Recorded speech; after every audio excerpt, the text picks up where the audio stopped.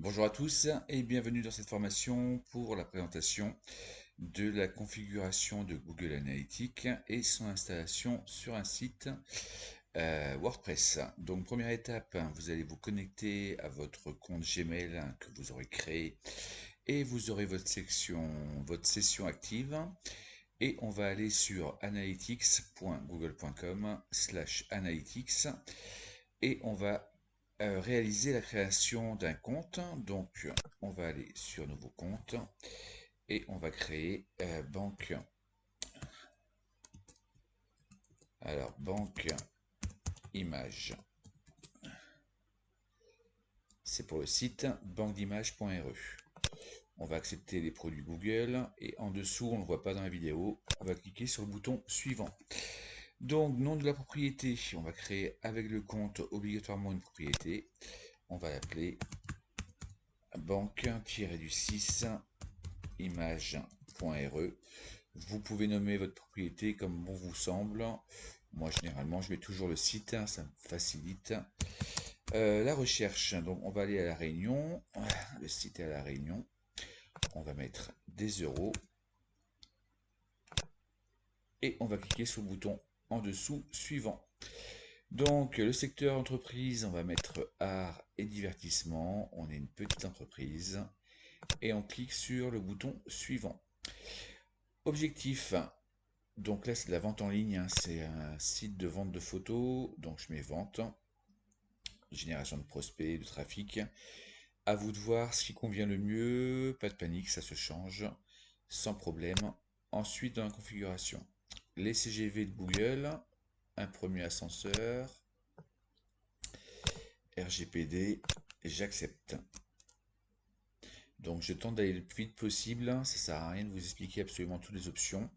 Là, on est sur un site WordPress, donc la plateforme, c'est une plateforme web. Le site, on est sur banqueimage.re. Alors attention ici, vous êtes bien en HTTPS. On ne le rajoute pas ici, ça sert à rien. Le flux, on va mettre flux banque image numéro 1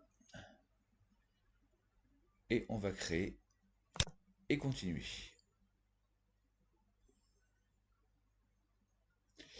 Le flux est en place, on clique sur suivant, hop là.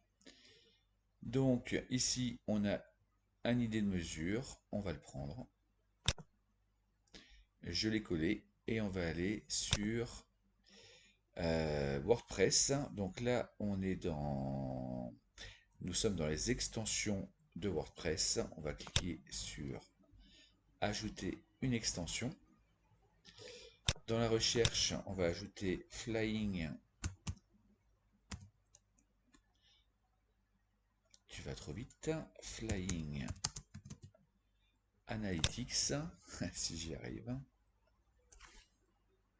Bien sûr, il ne sort pas. Hop.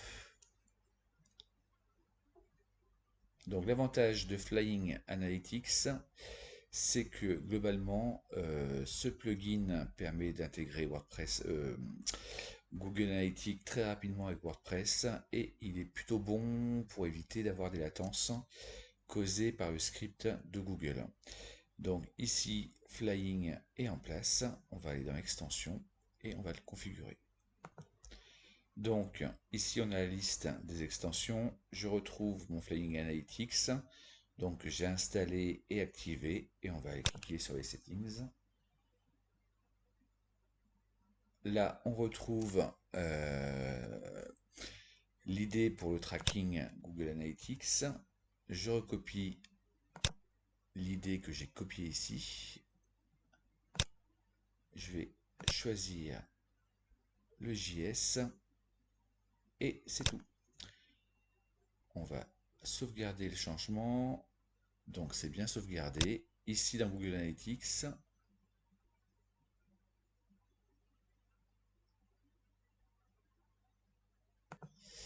on va cliquer sur les instructions pour la balise.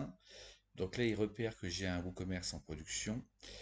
La balise ID est déjà en place. Et tout en bas, On peut tester le site internet. Alors là, avec le cache, je ne suis pas certain que ça va fonctionner. On teste.